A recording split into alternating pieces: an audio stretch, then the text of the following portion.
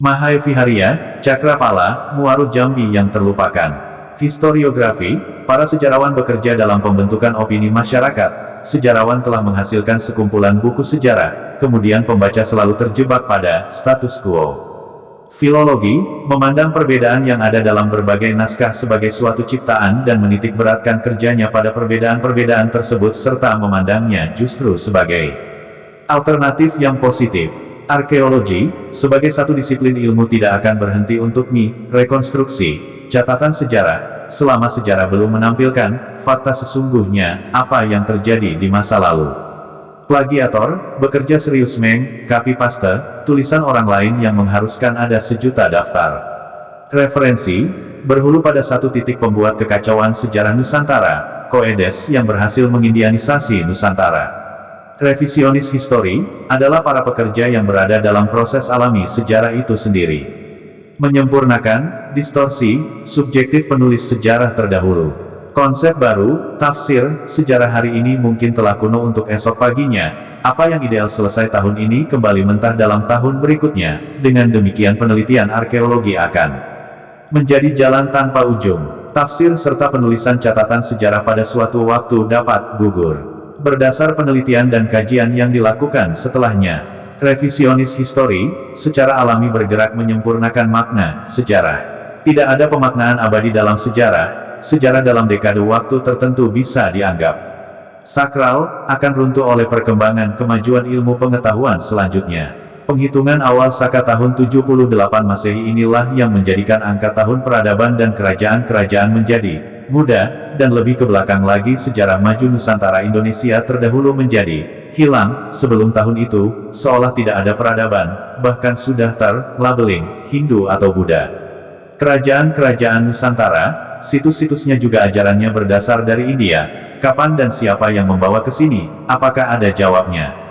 Tahun Saka Nusantara, tidak dimulai tahun 78 Masehi. Tahun itu adalah saat leluhur Nusantara menaklukkan Raja Salivahana di India Selatan oleh kaum yang bernama Cakya, Sakaya, Sakas Sitya, ras Arya. Kaum penakluk itu adalah leluhur bangsa Nusantara bernama Cakya, Sakaya, Sakas Sitya, ras Arya. Tertulis di relief paling dasar Borobudur yang tidak diekspos. Tertera dengan literasi kata Mahecakya, bangsa Cakya, Sakaya, Sitya, Saka, Aryan yang agung. Nusantara maju terdahulu sudah mempunyai tahun yang disebut Caka atau Saka dan awal tahun Saka. Itu bukan 78 Masehi tapi jauh sebelum itu. Sejatinya, di tahun 78 Masehi itulah daerah taklukan di India memakai awal perhitungan kalendernya. Bukan untuk menghitung tahun awal Saka di prasasti di mana kaum itu berasal, leluhur bangsa Nusantara. Penelitian terbaru terhadap upaya pencarian awal penanggalan Saka oleh Ahmad Kojim, penggalian berdasar kitab Paramayoga, Centini, Pranitiradia, Pustaka Weda Sasangka. Siklusnya, 8.400 tahun surya, yang terbagi siklus kecil masing-masing 2.100 tahun surya. Mirip 4 macam windu Adi, Kuntara, Sangara, dan Sancaya. Hasilnya, satu Saka Arya sama dengan 6123 sebelum Masehi. Dr. Bennett Bronson 1973, dalam Laporan Penelitian Arkeologi di Sumatera, yang dibuat 20 Mei 8 Juli tahun 1973. Penelitian dilakukan oleh Lembaga Purbakala dan Peninggalan Nasional Indonesia bekerja sama dengan The University of Pennsylvania Museum, Philadelphia, Amerika.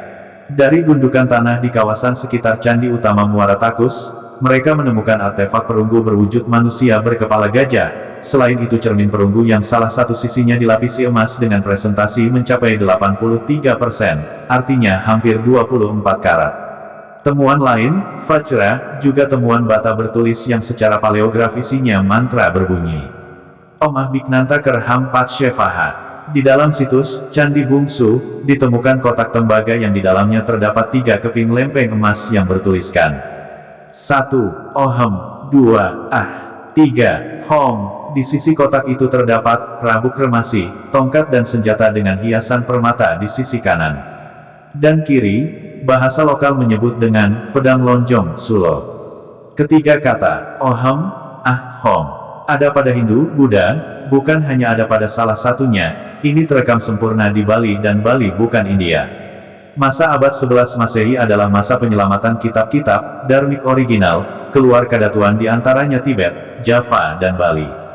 Bahwa benar Hindu, Buddha berasal dari India dan tidak benar kerajaan-kerajaan juga situs-situs di Nusantara Indonesia berdasar Hindu, Buddha India.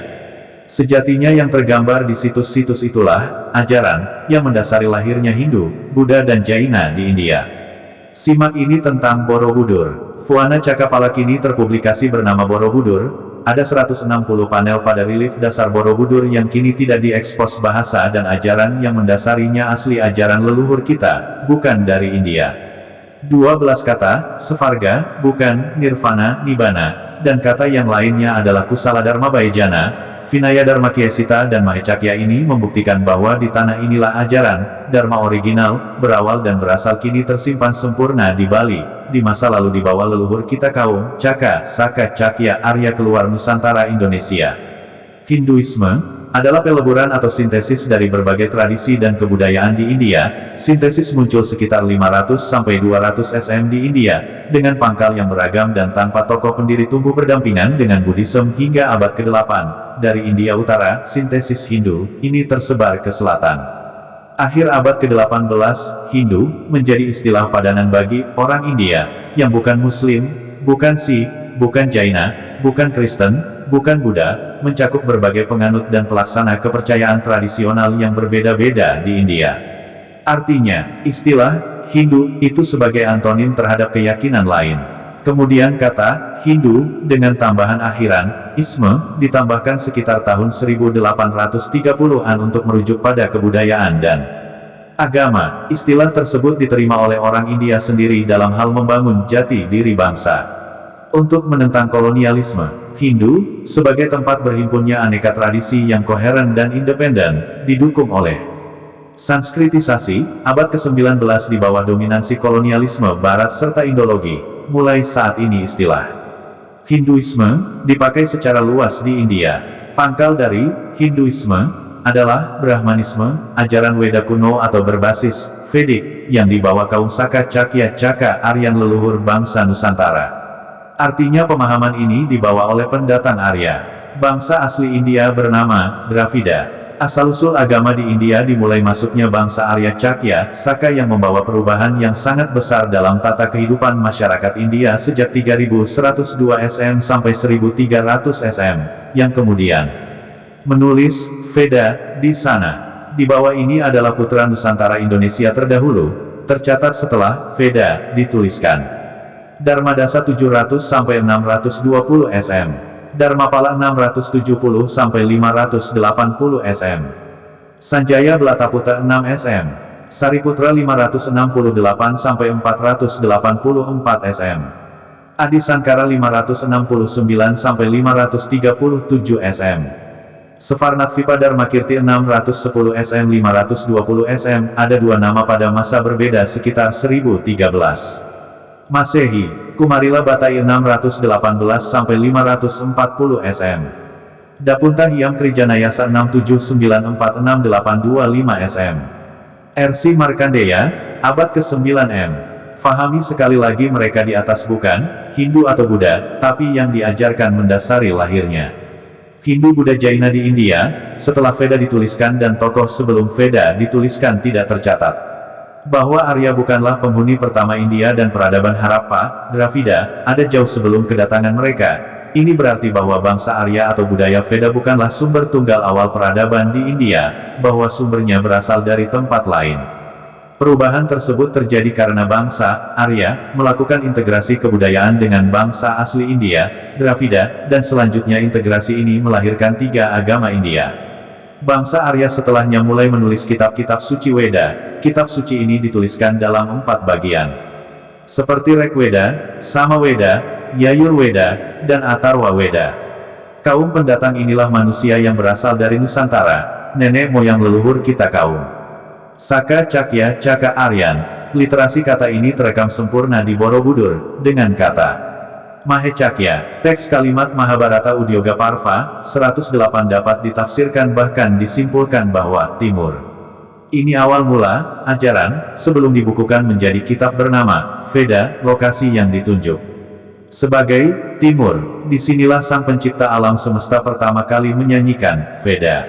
Artinya literasi kata timur pada kutipan di atas adalah Asia Tenggara Nusantara Indonesia. Disinilah ajaran dharmik original berasal dan dipelajari jauh sebelum adanya ajaran yang terlahir di India.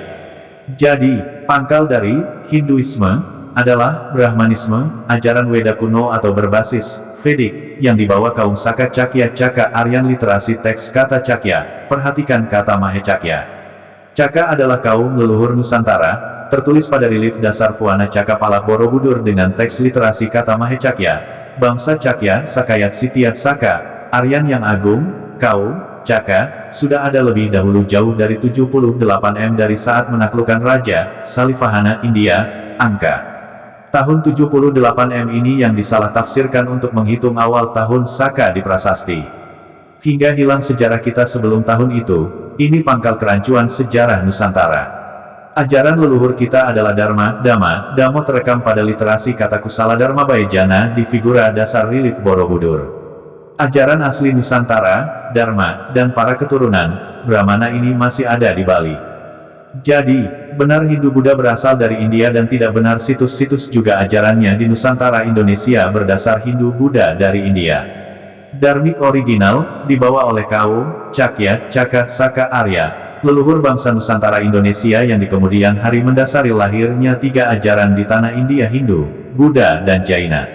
Dapunta Hyang Krijanaya seabad ke-6 sebelum Masehi tahun ke-4 hari ke-11 melakukan Sidayatra, Marlapas, perjalanan suci membawa Dharma, juga para alumni wisudawan Universitas Dharmapala. Ini lokasi yang dilihat Fahuan dan Itsing. Pergi menyebar ke arah utara juga ke barat 2213 orang. Hal ini pula yang dilakukan R.C. Markandeya sampai ke Bali. Bali menyimpan sempurna ajaran leluhur bangsa Nusantara, Dharma, Dhamma. Nalada, di Bihar India didirikan pada 427 Masehi, dibangun setelah Fahuan 337 sampai 422 Masehi ke Nusantara. Nalada adalah cabang pengembangan belajar dari Svarnatvipa yang diprakarsai Shailendra, sang raja gunung. Di situs kuil nomor 3 di Nalada India disebut dengan nama Stupa Sariputra. Panel relief terpahat di atas menara ini adalah bangunan Nalada yang paling ikonik dengan beberapa anak tangga yang mengarah ke puncak, yang diberi nama Sariputra. Sariputra juga disebut Upatisya, adalah putra dari ibunya Sari atau Rupasari. Karena nama ibunya itulah ia disebut Sariputra. Ayahnya Matara, Nalaka, Nalada adalah nama desanya. Nama ibu dan anaknya jelas nama Nusantara, bukan India. Nalada di Bihar India itu adalah cabang dari universitas yang ada di Svarnatvipa Nusantara, bernama Dharmapala. Inilah pusat pembelajaran dan pengajaran ajaran Dharmik original, yang di kemudian hari mendasari lahirnya Buddhism, Hinduism, dan Jainism di India. Di bawah ini adalah tempat pembelajaran Dharma, ajaran leluhur Nusantara.